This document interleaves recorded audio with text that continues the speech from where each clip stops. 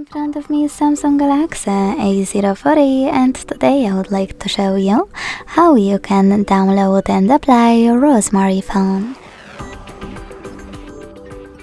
Begin by launching settings and hitting display.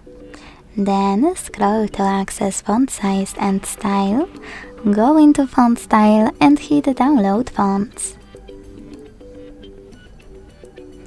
Finally, click on Rosemary 1 and tap on Install here. Then you can go back, wait for it to download, and then apply it by clicking on it on the list. Thanks so much for watching. If you enjoyed this video, leave a like, comment and subscribe. Bye!